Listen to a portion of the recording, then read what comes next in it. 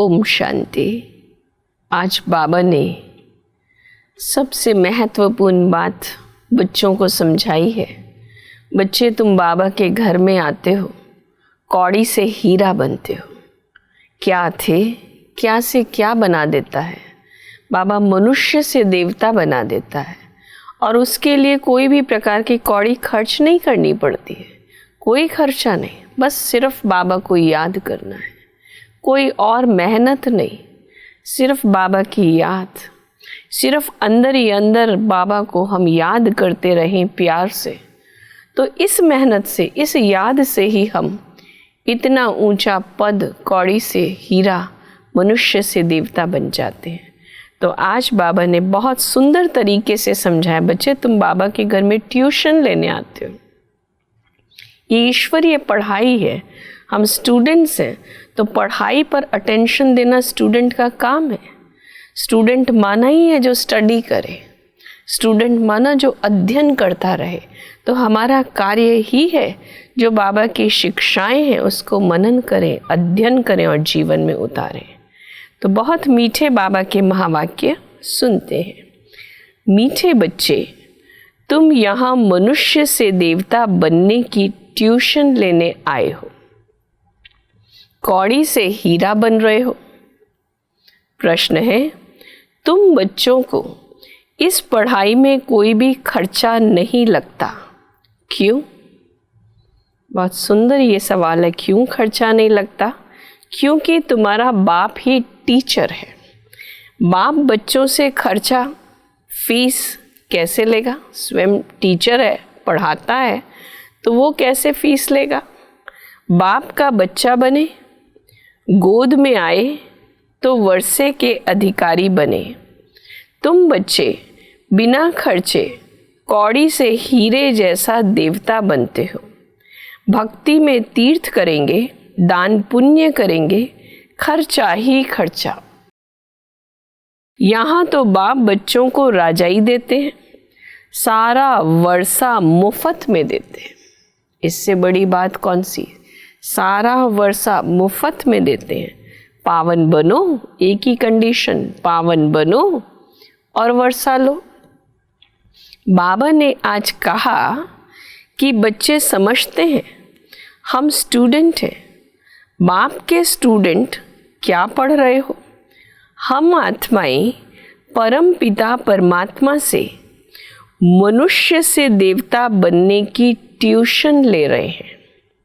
जन्म बाय जन्म अपने को देह समझते थे, ना कि आत्मा। हम आज तक स्वयं को देह समझते आए, आत्मा नहीं समझते थे। अब बाप के बने हैं तो हमें ये ज्ञान मिला है, बच्चे कौन हो? आत्मा हो। वह लौकिक बाप फिर ट्यूशन लेने के लिए और जगह भेज देते हैं, सतगति के लिए और जगह भेजते हैं, गुरु करवाते हैं, दूसरी जगह भेजते हैं। बाप बूढ़ा हुआ तो फिर उनको वानप्रस्थ में जाने की दिल होती है, परंतु वानप्रस्थ के अर्थ को कोई जानता नहीं है। वास्तव में वानप्रस्थ का अर्थ क्या, वो बाप समझाते हैं। आज भी बाबा ने समझाया है, वाणी से परे हम कैसे जा सकते हैं? बुद्धि में नहीं बैठता है। जो इस झाड़ का सैपलिंग है उनको तुम्हारे ज्ञान का तीर लग जाता है। जो इस झाड़ का है उनको ये तीर लग जाता है, ये सत्य ज्ञान समझ आता है। पहली मुख्य बात है पावन बनने की। बाप को याद करना है।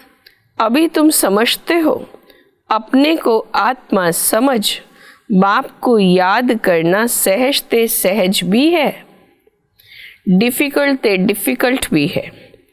आत्मा इतना छोटा सितारा है, बाप भी सितारा है। वे संपूर्ण पवित्र आत्मा और ये संपूर्ण अपवित्र परमात्मा, वो भी आत्मा है, सितारा है, वो संपूर्ण पवित्र है और हम संपूर्ण अपवित्र। अब संपूर्ण पवित्र का संग तारे, सो तो एक का ही संग मिल सकता है, संपूर्ण पवित्र का संग तार सकता है। वो एक ही है। वो एक कौन? शिव बाबा। भगवान ही आकर राम राज्य स्थापन करते हैं, अर्थात सूर्यवंशी राज्य स्थापन करते हैं। बाबा ने कहा कि एक छोटा सा पुस्तक है, आज भी वो पुस्तक है, छोटा सा पतला सा किताब है और बहुत अच्छा है। हीरे जैसा जीवन कैसे बने? अब हीरे जैसा जीवन किसको कहा जाता है? मनुष्य क्या जाने सिवाय तुम्हारे? लिखना चाहिए। हीरे जैसा देवताई जीवन कैसे बने? देवता अक्षर ऐड होना चाहिए उसमें। हीरे जैसा जीवन कैसे बने? बाबा कहते ऐड होना चाहिए शब्द, हीरे जैसा देवता कैसे बने। तुम आसुरी कौड़ी जैसे जन्म से देवताई हीरे जैसा जन्म सेकंड में प्राप्त कर सकते हो, बिगर कौड़ी खर्चा। इस ज्ञान की ये विशेषता, यहाँ हम कोई कौड़ी भी नहीं लगाते, सिर्फ बाप की शिक्षाओं को अमल में लाते हैं। बच्चा बाप के पास जन्म लेता है और वर्षे का हकदार बनता है। जैसे लौकिक बाप का बनने में खर्चा नहीं आता, वैसे पारलौकिक बाप का बनने में भी कोई खर्चा नहीं लगता। इसमें पवित्र जरूर बनना है। एक ही बात बाबा पक्की करा रहे हैं, मुख्य बात पवित्र बनना है। तुमको बाप पर निश्चय हुआ, खर्चा लगा क्या? बाबा ने आज इब्राहिम लिंकन का उदाहरण देते हुए कहा, वो बहुत गरीब थे, रात को जागकर पढ़ता था, पढ़ पढ़कर इतना होशियार हो गए। थे तो गरीब साधारण, रात को जाग के पढ़ते थे, पढ़ के इतने होशियार हो गए जो प्रेसिडेंट बन गए। खर्चा लगता है क्या? शिव बाबा कहते हैं हमारी जो आत्मा है उनमें सारा पार्ट नूंधा हुआ है। जो विकारी पतित बनते हैं उनको बाप आकर पावन बनाते हैं। बाबा का कार्य क्या है वो भी बाबा ने समझा दिया। बच्चे जो पतित विकारी हैं उनको आकर बाप पावन बनाते हैं, ये तो जानते हो। 5000 वर्ष पहले बाप से विश्व की बादशाही ली थी। मुख्य बात बाप कहते हैं माँ में कम याद करो। कहते हैं ये जौहरी कैसे प्रजापिता ब्रह्मा बनेगा? बहुतों का ये सवाल उठता है, ये प्रजापिता ब्रह्मा कैसे कहलाते हैं? थे तो ये जौहरी। समझते हैं ये जौहरी था। जवाहरात एक होती है इमिटेशन, आर्टिफिशियल, और एक है रियल। इसमें भी रियल जवाहरात बाप देते हैं, तो फिर वह क्या काम आएगी? अब बाबा हमें भी समझाते हैं ज्ञान ये है रियल जवाहरात, सच्चा ज्ञान भगवान बाप आकर देता है, तो फिर वो जवाहरात भी क्या काम आएगी? ये है ज्ञान रतन। इनके सामने, ज्ञान रत्नों के सामने उस जवाहरात की कोई कीमत नहीं। ज्ञान रतन तो बहुमूल्य है, अमूल्य है, उसकी तो कीमत कोई आंकी जा नहीं सकती। तो उसके सामने वो जवाहरात किस काम की? जब ये रतन मिले तो समझा ये जवाहरात का धंधा तो कोई काम का नहीं। तो बाबा ब्रह्मा बाप के लिए बता रहे थे वो जौहरी, लौकिक में उनका कार्य जवाहरात का था, पर जब उनको ये महसूस हुआ कि ज्ञान रतन मिला है, ये सच्चे जवाहरात मिले, तो समझा कि वो धंधा क्या करेंगे। ये अविनाशी ज्ञान रतन एक एक एक लाखों रुपयों का है। इसकी कीमत एक एक रतन, लाख नहीं, लाखों रुपयों का है। बाबा ने समझाया है ये रूप भी है, बसंत भी है। रूप ज्योति बिंदु है और ज्ञान रतन, बसंत द्वारा रतन मिलते थे, ये कहानी है। तो ज्ञान रतन बाप देता है। बाबा का छोटा सा रूप है, ज्योति बिंदु है, उनको ज्ञान सागर कहा जाता है। ये ज्ञान रतन है जिससे तुम बहुत धनवान बनेंगे। पावन बनने में खर्चे की बात नहीं है। हमें पतित से पावन बनना है, इसमें खर्चा तो कोई लगता नहीं, खर्चे की कोई बात ही नहीं। ये तो समझ की बात है कि ये धारणा करनी है। तुमको अब विवेक मिला है, तुम अपने योग बल से पावन बन रहे हो। जो यहाँ की सैपलिंग होंगे वे निकल आएंगे, बाकी थोड़े ही समझेंगे। इतनी भरी दुनिया है, सब थोड़े ही समझेंगे। जो यहाँ के होंगे इस कुल के, ब्राह्मण कुल के, वो आ जाएंगी आत्माएं। वे तो दुबन में फंसे ही रहेंगे, बाकी सब जो नहीं आएंगे, तो बाबा कहते वो दुनिया में तो दलदल है अज्ञान की, उसमें फंसे रहेंगे। जब सुनेंगे तब पिछाड़ी में कहेंगे, अंत में रियलाइज होगा। फिर क्या कहेंगे? अहो प्रभु तेरी लीला, आप पुरानी दुनिया को नई कैसे बनाते हो? कितनी अपरंपार लीला। ये पतित पुरानी दुनिया को नया कैसे बनाते हो?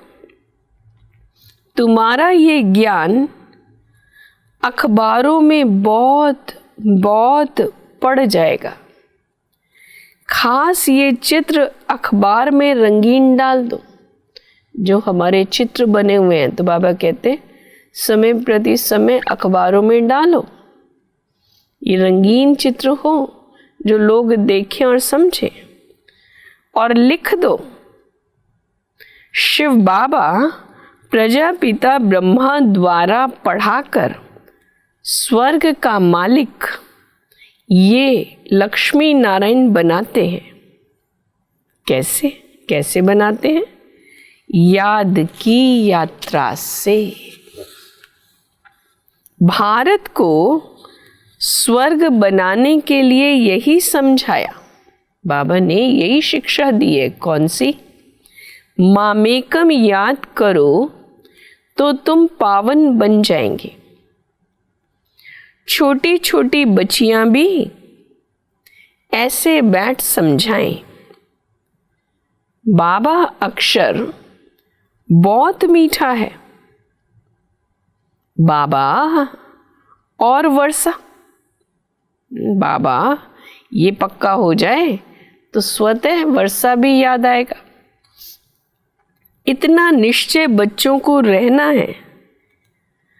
ये है मनुष्य से देवता बनने का विद्यालय। ये निश्चय बच्चों में रहना चाहिए। बाप मिला तो वर्षा मिला, बाप और वर्षा। फिर बाबा कहते जहाँ तुम बैठे हो ये है देवता बनने का विद्यालय, मनुष्य से देवता।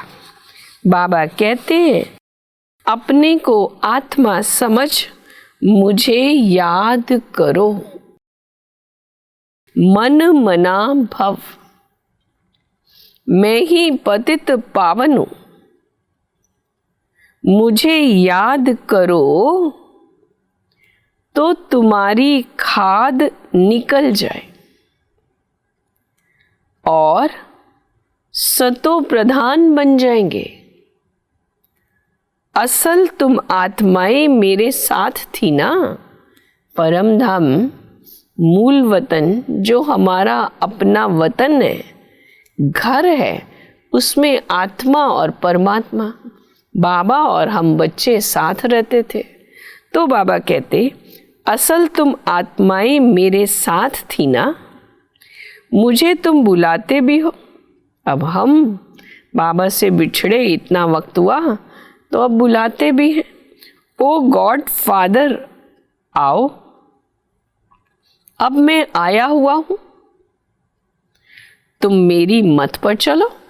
बुलाया, भगवान बाप आया है तो उसकी मत पर चलना पड़े। मैं हूं सर्वशक्तिमान, बाबा अपना भी परिचय दे रहे, मैं कौन हूं? सर्वशक्तिमान, एवर पावन। अब तुम मुझे याद करो। इनको ही प्राचीन राजयोग कहा जाता है। तुम धंधे आदि में भी भल रहो, बाल बच्चे आदि भी भल संभालो, सिर्फ बुद्धि योग और सबसे हटाकर मेरे साथ लगाओ। ये है सबसे मुख्य बात।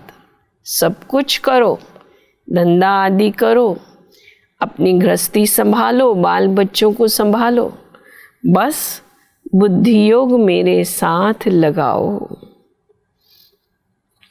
ज्ञान के लिए तो कहते हैं बहुत अच्छा ज्ञान देते हो, पवित्रता भी अच्छी है, परंतु हम पवित्र कैसे बने? हमेशा के लिए ये बात समझते नहीं है। बाबा के बने अब हमेशा, ये जीवन है ही बाबा के लिए, पवित्र रहना है, ये बात समझते नहीं है। देवताएं हमेशा पवित्र थे ना, वे कैसे बने? यह बात पहले पहले समझानी है। बाप कहते हैं, मुझे याद करो, याद से ही पाप मिट जाएंगे और तुम देवता बन जाएंगे। याद से ही पाप नाश होंगे और फिर हम देवता बन जाएंगे। आज के लिए वरदान है, शक्तिशाली याद द्वारा सेकंड में पद्मों की कमाई जमा करने वाले पद्मा पदम भाग्यशाली भव। शक्तिशाली याद द्वारा सेकंड में पद्मों की कमाई जमा करने वाले पद्मा पदम भाग्यशाली भव। आपकी याद इतनी शक्तिशाली हो जो एक सेकंड की याद से पद्मों की कमाई जमा हो जाए। जिनके हर कदम में पदम हो तो कितने पदम जमा हो जाएंगे। इसलिए कहा जाता है पद्मा पदम भाग्यशाली। जब किसी की अच्छी कमाई होती है तो उसके चेहरे की फलक ही और हो जाती है। तो आपकी शक्ल से भी पद्मों की कमाई का नशा दिखाई दे। ऐसा रूहानी नशा, रूहानी खुशी हो जो अनुभव करे कि ये तो न्यारे लोग हैं। रूहानी नशा चेहरे पर हो, रूहानी खुशी हो, जो दूर से ही कोई देखे तो उनको लगे कि ये तो बिल्कुल अलग न्यारे लोग हैं। स्लोगन, ड्रामा में सब अच्छा ही होना है। इस स्मृति से बेफिक्र बादशाह बनो। सब अच्छा ही होना है, तो क्या करेंगे? बेफिक्र बादशाह बनो। तो इसी स्मृति में हम बैठेंगे। हम कौन, हमें कौन मिला है? बेहद का बाप मिला, जो मनुष्य से देवता बनाने वाला, कौड़ी से हीरा बनाने वाला। तो बाबा आपका शुक्रिया, कमाल है आपकी। बाबा का शुक्रिया करें। और हमें मालूम पड़ा क्या? ड्रामा में सब अच्छा ही अच्छा है, तो फिक्र किस बात की? वैसे भी बाप मिला, सब मिला। इसी स्मृति में बैठेंगे।